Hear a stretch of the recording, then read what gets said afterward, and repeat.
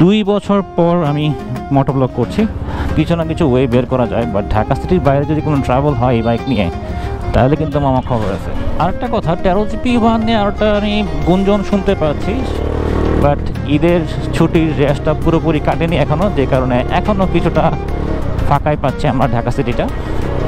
আসলে এই জ্যামের শহর ঢাকা শহরে একটু আসলে কোলাহল মুক্ত, যানজট মুক্ত জায়গাকে আসতে কে না ভালোবাসে। আসসালামু আলাইকুম, hello viewers, welcome to my YouTube channel and my Facebook page. আশা করি আপনার সবাই ভালো আছেন। আলহামদুলিল্লাহ, আল্লাহর রহমতে আমি অনেক ভালো আছি। আজকে হচ্ছে 14ই জুন 2025, আর কোরবানির ঈদের আজকে হচ্ছে 8ম দিন, আর আমি এখন ঢাকায়। আজকে প্রায় 2 বছর পর আমি মোটরব্লগ করছি। এটার পেছনে অনেক রিজন আছে, সবগুলোই শেয়ার করবো আজকের ব্লগে।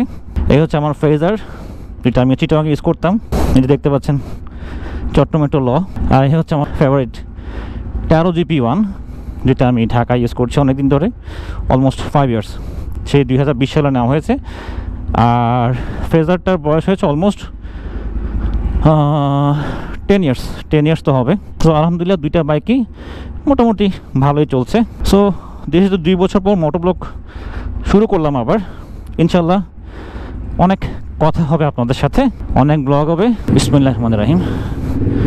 যে গরম পড়ছে, আসলে গরমে আসলে ব্লগ টক করতেও ইচ্ছা করে না, বাট 2 বছর গ্যাপ, এটা তো অ্যাবনর্মাল গ্যাপ। রিজনগুলো আপনাদেরকে বলবো একটু একটু করে। আর আজকে ব্লগের পাশাপাশি আপনাদের এটা দেখাবো যে ঈদের সময় যে ঢাকা সিটিটা মোটামুটি ফাঁকা হয়ে যায়।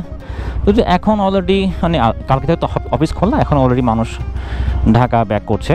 সো আস্তে আস্তে সেই চিরচেনা ঢাকা শহর আমরা ফেরত পাবো, মানে জ্যামের শহর। বাট আমি লাস্ট 11 তারিখ 12 তারিখ অফিস করতে হয়েছে আমাকে, তখন কিন্তু পুরো ঢাকা শহরই ফাঁকা ছিল। নর্মালি ওয়ার্কিং ডেতে আমি আমার মিরপুর 13 নম্বর থেকে গুলশান যেতে আমার সময় লাগতো অলমোস্ট 45 মিনিট, বাট আমি 11 তারিখ 12 তারিখে অফিসে গেছি অনলি 10 মিনিটে। হ্যাঁ, ওঠো। আর আমার সাথে পিলিয়ন হিসেবে আছে আমার ছোট ভাই, my only brother in law who give me support যখনই আমি কোনো ট্রাভেলে পড়ি। এই যে 13GP নিয়ে বিশেষ করে কেন ট্রাভেলে পড়ি সেগুলোও আপনাদের সাথে ব্লগে শেয়ার করব।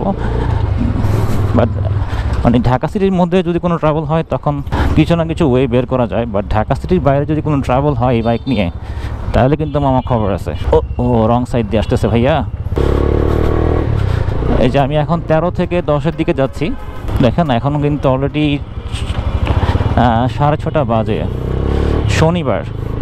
সো এখন এই টাইমে কিন্তু এখানে অনেক জ্যাম হওয়ার কথা, বাট ঈদের ছুটির রেসটা পুরোপুরি কাটেনি এখনও, যে কারণে এখনও কিছুটা ফাঁকাই পাচ্ছে আমরা ঢাকা সিটিটা।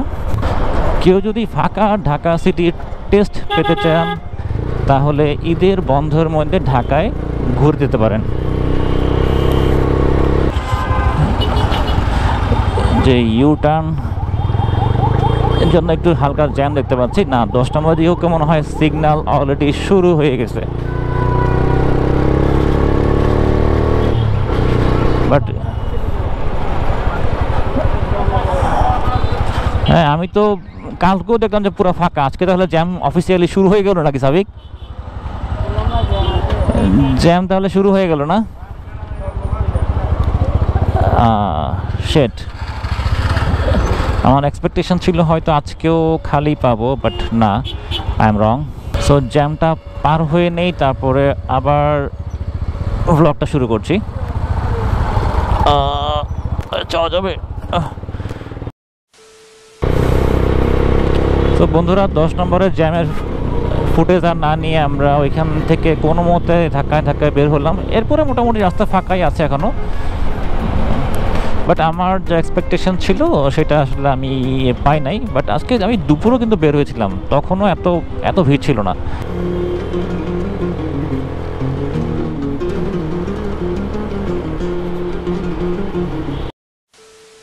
আহা, এদিকে আবার সিগনালে পড়ে গেলাম। আসলে ইচ্ছা আছে আপাতত জিয়া উদ্যানের পাশেই কোথাও বসে একটু আপনাদের সাথে গল্প করা। ওই যে বললাম ব্লগের শুরুতে আপনাদের সাথে অনেক গল্প হবে যে 2 বছর ধরে কেন আমার ব্লগ করা হয় নাই। আর এই 13 GP1 নিয়েও অনেক গল্প আছে। এটা যেহেতু আমি অলরেডি 5 বছর হয়ে গেছে আমার এটা ইউজার এক্সপিরিয়েন্স। 5 বছর হিসেবে আমার কিন্তু বাইকটা খুব চালানো কম হয়েছে, কারণ আমি দুইটা বাইকে ইউজ করি প্যারালালি, আমার 13 GP1 অ্যান্ড আমার ইয়ামাহা ফ্রেজার। হ্যাঁ সো এই নতুন যে মিটারটা দেখতে পাচ্ছেন এইটাতে চালানো হয়েছে 5200, আর আগের পুরনো মিটারটাতে চালানো হয়েছে আমার কত 8000 সামথিং। সো অলমোস্ট 13,000 কিলোমিটার চালানো হয়েছে এই 5 বছরে। খুব একটা বেশি না, কারণ আমার যেরকম লং রাইড দেওয়া হয় না, মানে খুব বেশি ট্যুর ট্রাভেল করা হয় না। বেশিতে বেশি হয় যেটা আমার বাসা থেকে, মানে মিরপুর থেকে আমাদের যে গ্রামের বাড়ি শফিপুর, ওই 60 কিলো, আপ ডাউন হয়তো 120 কিলো চালানো হয়। এর বেশি খুব একটা লং ডিস্টেন্স আমার চালানো হয় না। সো ওভারঅল একটা ইউজার রিভিউ ব্লগ থাকবে আপনাদের জন্য। যেহেতু ছুটির দিন, আজকে এখানেও অনেক মানুষ ঘুরতে এসেছে, যারা গ্রামের বাড়িতে ছিল বা ঢাকা সিটির বাইরে ছিল তারাও অনেকে ব্যাক করে আজকে এখানে হয়তো ঘুরতে আসবে। আর যেহেতু আমার বাসা থেকে এই লোকেশনটা একটু কাছে হয়, আমি আসলে এইটাই প্রেফার করি। আমরা ওই দিক থেকে একটা ইউটার্ন নিয়ে আসি, হ্যাঁ একবার শেষ করে আসি, ওই দিক থেকে ইউটার্ন নিয়ে চলে আসবো। আসলে এই জ্যামের শহর ঢাকা শহরে একটু আসলে কোলাহল মুক্ত, যানজট মুক্ত জায়গায় আসতে কে না ভালোবাসে।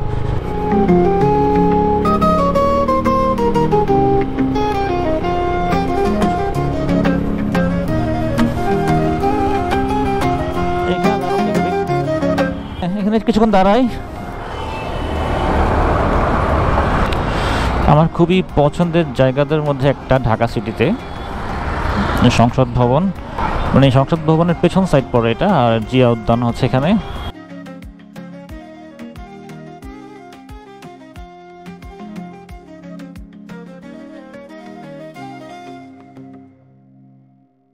হ্যাঁ, জিয়া নিয়ে কথা বলছিলাম, আমার সেই 13 GP1। সো 2020 থেকে আজকে 2025 পর্যন্ত আমি এই ব্যাগটা ইউজ করছি। আলহামদুলিল্লাহ একটা ইউজার রিভিউ ব্লগ নিয়ে আসবো আপনাদের জন্য, যেটা দেখে হয়তো বুঝতে পারবেন যে 2025 সালে এসে, মানে 300 সিসির যুগে এসে বাংলাদেশে এই মুহূর্তে 150 সিসির 13 GP1 নেওয়া ঠিক হবে কিনা, এটার মেনটেনেন্স কস্ট কেমন, সার্ভিসিং কেমন, সার্ভিস সেন্টার কেমন, আর হচ্ছে আপনার এই যুগে এসে আসলে এই বাইকটাকে নেওয়া ঠিক হবে কিনা। আর যারা এটা সেকেন্ড হ্যান্ড নেওয়ার, মানে রিকন্ডিশন নেওয়ার ইচ্ছা আছে, তাদেরও হয়তো এই ব্লগটা অনেক কাজে লাগবে। কারণ আমি ইন ডিটেইলে এটা নিয়ে একটা ব্লগ করব। আর হ্যাঁ, আমি আরেকটা জিনিস আপগ্রেড করেছি। আমার এই যে ব্রেক লিভারটা দেখতে পাচ্ছেন, এটা কিন্তু ফ্রেজারের ব্রেক লিভার। লাস্ট যে ব্রেক লিভারটা আপনারা দেখতে পাচ্ছিলেন, যে চাইনিজ একটা ব্রেক লিভার আমি ইউজ করেছিলাম, মাস্টার সিলিন্ডার। এটার হ্যাঁ সেম একটা ইয়া ছিল, এই যে ক্লাসের যে লিভার দেখতে পাচ্ছেন সেম একটা পেয়ার ছিল একই কালারের। আর ওইটা ডিস্টার্ব হওয়ার কারণে পরে আমি বাধ্য হয়ে ফ্রেজারের মাস্টার সিলিন্ডারটা ইউজ করছি এখন। খুব আলহামদুলিল্লাহ খুব ভালোই পারফরমেন্স পাচ্ছে। আমি একটু এটা নিয়ে খুব সন্দেহের মধ্যে ছিলাম যে কেমন পারফরমেন্স পাই, বাট না আলহামদুলিল্লাহ ভালোই পাচ্ছি।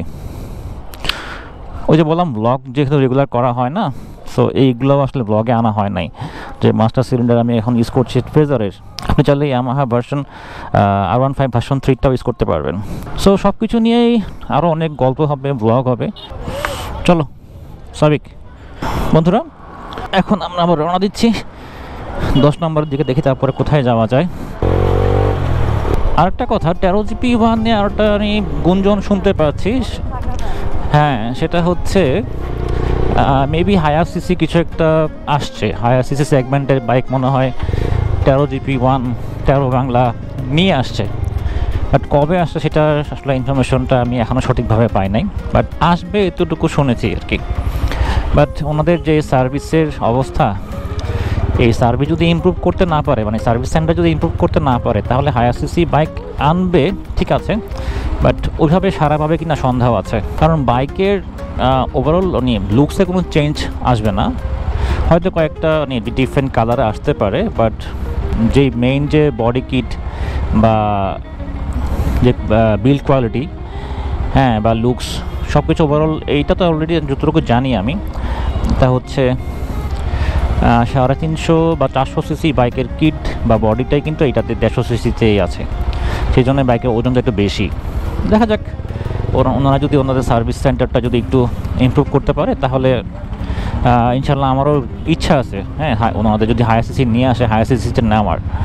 কারণ এই বাইকটা আসলে আমার আসলে আমি কি বলবো, মানে যে যখন প্রথম দেখেছিলাম তখন এই বাইকের লুকসে আমি প্রেমে পড়ে গেছিলাম। সেটা পারফরমেন্সটার পরে কী অবস্থা, সার্ভিস সেন্টারের কী অবস্থা, এগুলো কোনো কিছু চিন্তা করিনি, লুকসের প্রেমে পড়ে আমি বাইকটা কিনে ফেলেছি।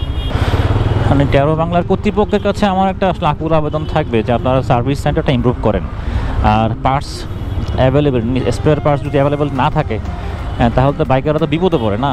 সো আপনারা এই জিনিসগুলো দেখবেন ভাই।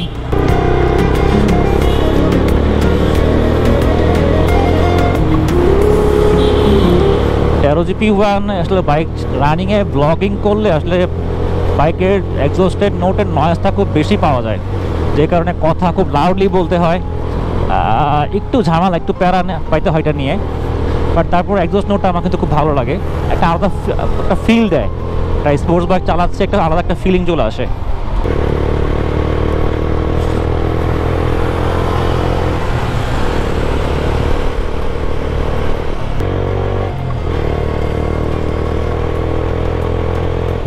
বন্ধুরা, জিয়া উদ্যান থেকে আমরা এখন 60 ফিট টিকটক রোডে চলে এসেছি।